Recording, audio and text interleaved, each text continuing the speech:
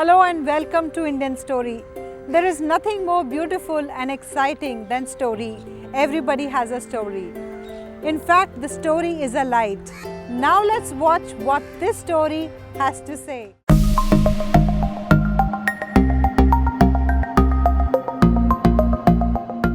नमस्कार, मेरा नाम सीए अमित गुप्ता है। मैं चरखी दादरी हरियाणा से बिलोंग करता हूँ।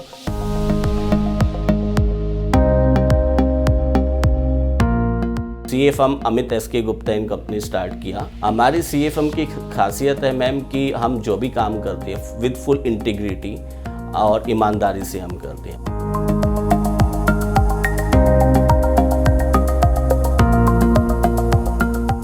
अगर हमने किसी भी असाइनमेंट को टेकअप किया है तो हम उसमें जी जान लगा देते हैं कि क्लाइंट का उसमें 1 रुपये का भी नुकसान नहीं होना चाहिए।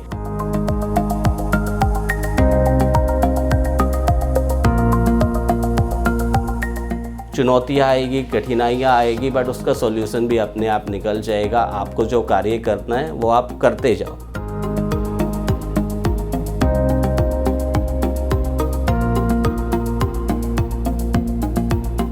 मेरा जन्म चरखी दादरी में हुआ। मेरी स्कूलिंग वहीं से हुई, मेरी कॉलेज लाइफ भी वहीं से हुई। मेरे कॉलेज का नाम जनता विद्या मंदिर चरखी दादरी रहा। उस कॉलेज की एजुकेशन होने के बाद मैंने सीए की फर्दर स्टडी के लिए मैं दिल्ली आया और दिल्ली में मैंने अपनी सीए की बाकी स्टडी की। सीए बनने की प्रेरणा मैं कहूँ तो मैंने देखा था कि जो हम जैसे मैंने बताया कि पिताजी का व्यवसाय है, पिताजी के व्यवसाय में हेल्प करने के लिए सीए साहब हमारे शॉप पर आते थे, तो वहीं से मुझे प्रेरणा मिली और फादर से भी प्रेरणा मिली, क्योंकि मैंने बताया कि मेरे बाबा जी ने फर्स्ट बीए थे उस पूरे रीजन में। उसके बाद मेरे फादर ने भी बीए की स्टडी की 1975-76 में। तो पूरी फैमिली मेरी एजुकेशन में रही है, तो वहीं से मुझे प्रेरणा मिली कि मुझे सीए करना है। मैंने articleship GS Mathur and company से की। CA Rajeev Wadhawan sir, CA Ajay Mathur sir और सीए एससी चौधरी सर के सानिध्य में मेरी आर्टिकलशिप हुई दिल्ली में। और जो चरखी दादरी में आर्टिकलशिप भी की वो मैंने सीए अशोक मराठा जी के अंडर की। बट दिल्ली में जो ट्रैफिक था मुझे महसूस हुआ कि काफ़ी ट्रैफिक है। देन मैंने डिसाइड किया कि मैं दिल्ली में काम नहीं करूँगा, मैं गुड़गांव में काम करूँगा, ना ही मैं चरखी दादरी में काम करूँगा। और गुड़गांव में मैं उस समय शायद सीए बनने के बाद फर्स्ट टाइम ही आया था और गुड़गांव में मेरा कोई भी लिंक नहीं था, कोई भी मेंबर या आम आदमी भी मेरा जानने वाला नहीं था। बट मैंने डिसाइड किया कि मैं अपना जो भी कर्म भूमि में बनाऊँगा तो गुड़गांव शहर को ही बनाऊँगा। मैंने यहाँ 1 साल सर्विस भी की सीए फर्म में, सीए गोपाल नथानी जी के सानिध्य में, और उनका भी मतलब उन्होंने भी काफ़ी सीखने को मुझे मिला। तो उनके साथ मैंने टीचिंग का कैरियर भी स्टार्ट किया और काफ़ी हमने लगभग 40 से 50 बैचेस मैंने लिए। उन बैचेस में स्ट्रेंथ भी लगभग 100 स्टूडेंट पर बैच रहता था। और मैं उस समय अकाउंट्स, सीए इंटरमीडिएट में अकाउंट्स एंड सीए फाइनल में डायरेक्ट टैक्स मैंने पढ़ाया। 2011 से 2016 तक अपनी सीए प्रैक्टिस के साथ मैंने टीचिंग भी किया और आज भी काफ़ी स्टूडेंट्स जो मेरे पढ़ाए हुए हैं वो सीए सफल सीए बन चुके हैं और आज भी मेरा उन सबके साथ रेगुलर संपर्क में रहता है। मेरे बाबा जी का नाम श्री नंद किशोर जी था और सब लोग उन्हें प्यार से बाबूजी कहते थे, बाबू नंद किशोर जी। दादी का नाम गुरुदेवी जी। चरखी दादरी में वो जनसंघ के संस्थापक भी रहे हैं। इसके अलावा उन्होंने इस पूरे इलाके में काफ़ी पहले ही बीए की पढ़ाई कर ली थी। जिस समय कोई बच्चा स्कूल भी नहीं जाता था उस समय में उन्होंने बीए की पढ़ाई की, जो कि उन्होंने लाहौर, जो अभी पाकिस्तान में स्थित है, वहाँ से बीए की पढ़ाई की। राजनीति में भी वो रहे। पिताजी का नाम श्री श्रवण कुमार गुप्ता है। मदर का नाम श्रीमती स्नेहलता है। पिताजी पेशे से एक शॉपकीपर है, उनका एक कपड़े का शोरूम है। वो काफ़ी सामाजिक संस्था और आरएसएस से जुड़े हुए हैं और काफ़ी सामाजिक कार्य कर रहे हैं और पूरे चरखी दादरी शहर में उनका नाम है। मदर से मुझे यही संस्कार मिले कि हमेशा ईमानदारी से काम करना है और जो भी काम करे वो पूरी शिद्दत से काम करे और कभी भी हमें अपने टारगेट से पीछे नहीं हटना चाहिए। हम 4 भाई बहन हैं। मैं उनमें सब में छोटा हूँ। मेरी सबसे बड़ी सिस्टर है, उन्होंने MSc की पढ़ाई की है, उनका नाम श्रीमती रेणु गुप्ता है। उसके बाद मेरे ब्रदर हैं, उनका नाम श्री राजेश गुप्ता है। उन्होंने चरखी दादरी में अपना एक कपड़े का मॉल बनाया हुआ है, किशोर मेगा मॉल। और अब मैं आपको ये भी बताना चाहूँगा कि जो मॉल का नाम है वो मेरे दादाजी के नाम से ही है, और उस मॉल में काफ़ी अच्छा उन्होंने सेटअप किया हुआ है, और वहीं पर वो काफ़ी सामाजिक संस्थाओं से भी जुड़े हुए हैं। तीसरे नंबर पर मेरी सिस्टर आती है, उनका नाम श्रीमती नीरू गुप्ता है। वो रोहिणी दिल्ली में प्रोफेसर हैं। मेरी शादी नवंबर 2012 में हुई। मेरी वाइफ भी CA है, उनका नाम पूजा गुप्ता है, और उन्होंने भी काफ़ी सहयोग दिया। तो वाइफ ने भी काफ़ी बड़ी कंपनीज, मल्टीनेशनल कंपनीज में कार्य किया, अभी भी वो कर रही हैं। अभी जो कार्य कर रही है वो जेलेस्त्रा ग्रुप है, स्पेन की एक कंपनी है जो कि सोलर सेक्टर में इंडिया में काफ़ी अच्छा कार्य कर रही है। मेरे 2 बच्चे हैं, एक बेटा है, एक बेटी है। बेटे का नाम हिमनिश गुप्ता है, बेटी का नाम रिद्धि गुप्ता है। फर्म का जैसे मैंने आपको बताया कि गुड़गांव में आने के बाद 2011 में ही मैंने अपनी CA फर्म स्टार्ट किया। CA firm Amit SK Gupta and company start किया, और CA फर्म के साथ साथ मैंने कोचिंग की भी एक्टिविटी की। लगभग 5 ईयर्स तक, 2011 से 2016 तक CA फर्म प्लस कोचिंग की मेरी ये दोनों चीज़ें चलती रही। 2016 में हम सब लोगों ने मिलकर डिसाइड किया कि जैसे मैंने आपको बताया कि जो CA इंस्टीट्यूट है, इसकी देश भर के अंदर लगभग 170 ब्रांचेज हैं, और उन ब्रांचेज में एवरी 3 इयर्स में मैनेजिंग कमेटी के इलेक्शंस होते हैं। तो फरवरी 2016 में गुड़गांव की मैनेजिंग कमेटी के इलेक्शंस थे। तो सब दोस्तों ने मिलकर डिसाइड किया कि मुझे इस इलेक्शन को कंटेस्ट करना चाहिए, बट लोगों के प्यार और सबकी मेहनत से उस इलेक्शन में हमें कामयाबी भी मिली, और उस टर्म में मैं एज ए ट्रेजरर भी मैंने अपने दायित्व का निर्वहन किया। 2016 में CA मैनेजिंग कमेटी में भी आ गया था, प्रैक्टिस भी मेरी ग्रो होने लग गई थी।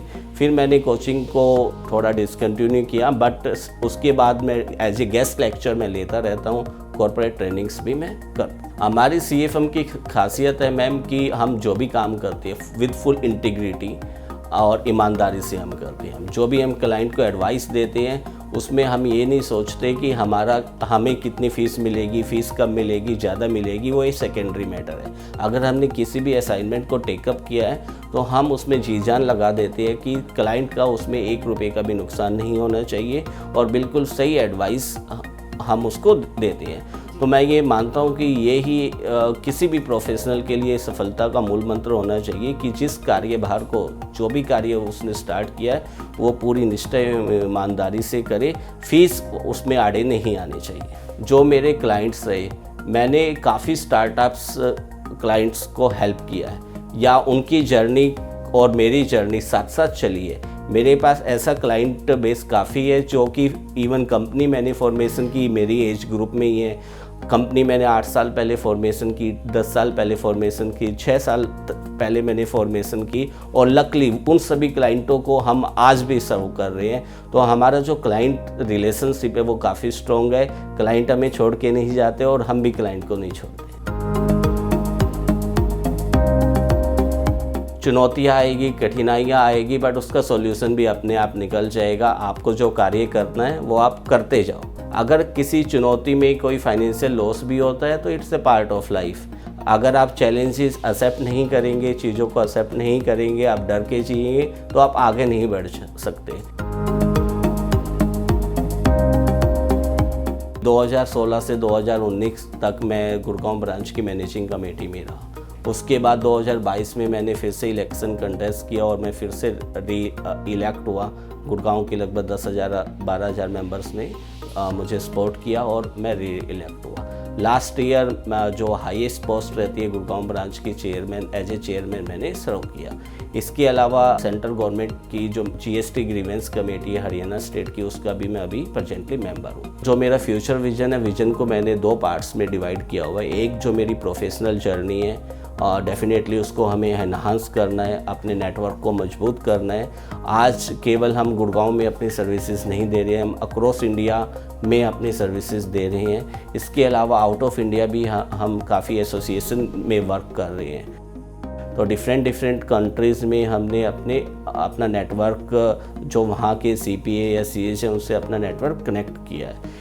ये मेरा प्रोफेशनल फ्रंट के ऊपर है। अगर सोशल फ्रंट के ऊपर मैं बात करता हूँ तो सोशल फ्रंट में RSS में भी मैं काफ़ी एक्टिव रहता हूँ। इसके अलावा मैं जो हमारी सोसाइटी की RWA है उसका भी मैं ट्रेजरर रहा हूँ पास्ट में। सोसाइटी सेक्टर 37C में है, कोरोना ऑप्टो सोसाइटी का नाम है, तो उसकी RWA का मैं ट्रेजरर रहा हूँ।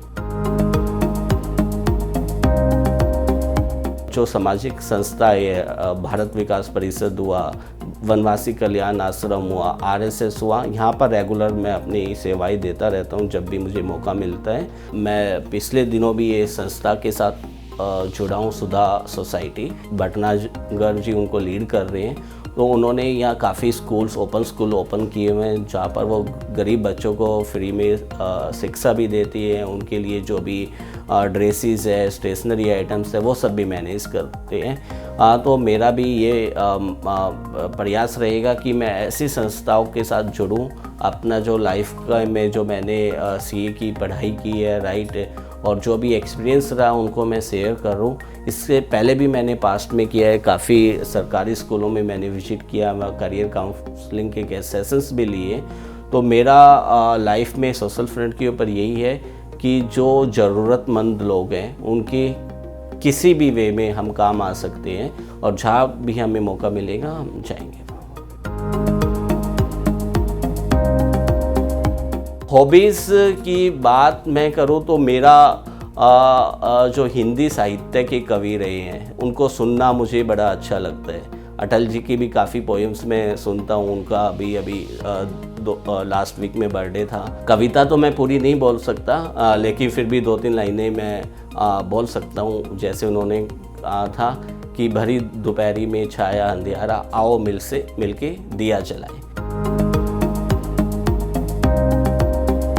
ट्रैवलिंग का मुझे बहुत ज़्यादा शौक़ नहीं है, बट इंडिया में भी मैंने ट्रैवल किया है अपने प्रोफेशनल पर्पसेस के लिए भी एंड टूर के पर्पसेस के लिए भी। मुंबई मैंने ट्रैवल किया है, गोवा मैंने ट्रैवल किया है, कलकत्ता, अयोध्या जी, इन सब जगह मैंने ट्रैवल किया है। और लास्ट ईयर ही मैंने इंटरनेशनल ट्रिप भी किया है जहाँ मैंने Paris, Germany, Switzerland and Italy, इन सब जगह अपना ट्रिप किया। देखिएगा, फिल्में की बात करें तो मैंने फिल्में अपनी लाइफ में काफ़ी कम देखी हैं। अगर आप फिल्मों की बात करें तो मुझे सिंपल जो हिंदी के सॉन्ग है वो मतलब जो समझ में आ जाए वो ही सॉन्ग हमें पसंद है। देखिए, देश के युवाओं को मैं एक संदेश देना चाहता हूँ। मैं भी यहाँ देखता हूँ कि एज ए CA करिकुलम हमारे पास भी काफ़ी स्टूडेंट्स आते हैं जिनको 2 इयर्स के लिए अपना ट्रेनिंग करना होता है, मैंडेटरी है। तो मेरा केवल एक ही संदेश है कि जो ये समय मोबाइल का नहीं है, मोबाइल का आई मीन्स वेस्ट करने का नहीं है। आप इंस्टाग्राम के ऊपर पिक्चर्स देख रहे हैं, रील्स बना रहे हैं, एक लिमिटेड आप कर सकते हैं, राइट। ये समय अपने आप को खपाने का, अपनी वैल्यू को बिल्ड करने का। आपने देखा भी होगा कि जो इन्फोसिस के संस्थापक हैं श्री नारायण मूर्ति जी, उन्होंने भी बोला है कि युवाओं को 12 से 14 घंटे काम करना चाहिए। मैं उसको बिल्कुल सही मानता हूँ। अगर युवा लोग इस समय भी काम नहीं करेंगे तो कब करेंगे? और जो युवा लोग लगभग 20 से 35 की एज ग्रुप में, 20 से मैं 40 की भी एज ग्रुप में भी कहना चाहूँगा, उनका तो पूरा कैरियर और ये देश की पूरी डेवलपमेंट इसी के ऊपर निर्भर करता है कि वो अपना काम प्रोडक्टिव कार्यों में लगा रहे हैं या अनप्रोडक्टिव में। अगर वो सब युवा अनप्रोडक्टिव में लगाएंगे तो केवल वो अपना ही नुकसान नहीं करेंगे, अपनी ही ग्रोथ को लिमिट नहीं करेंगे, वो कंट्री की ग्रोथ को भी लिमिट करेंगे। इंडियन स्टोरीज़ को मैं ये मैसेज देना चाहता हूँ, या आपके जितने भी वेल विशर्स हैं या दर्शक हैं उनको ये मैसेज देना चाहता हूँ कि आप जो लोग कार्य कर रहे हैं ये कोई सामान्य कार्य नहीं है, ये एक बहुत बड़ा कार्य है। और ये कार्य ना केवल जो हम जैसे लोग हैं जिनकी ये स्टोरी बन रही है उनको भी फर्दर प्रेरित करेगा कि और अच्छे कार्य करें, प्लस में जितने भी दर्शक हैं उनको भी एक मोटिवेशन लेवल मिलेगा कि मेरी स्टोरी भी आपके चैनल के ऊपर आना चाहिए, तो मैं ऐसा क्या करूं कि मेरी स्टोरी भी आए। तो दूसरी हमारी आपके चैनल के लिए भी शुभकामनाएं, आपके लिए भी शुभकामनाएं। Yes, we are all unique. We come and go, but these stories are legacy forever. Do share your story with Indian Story anytime, anywhere. And don't forget to subscribe our channel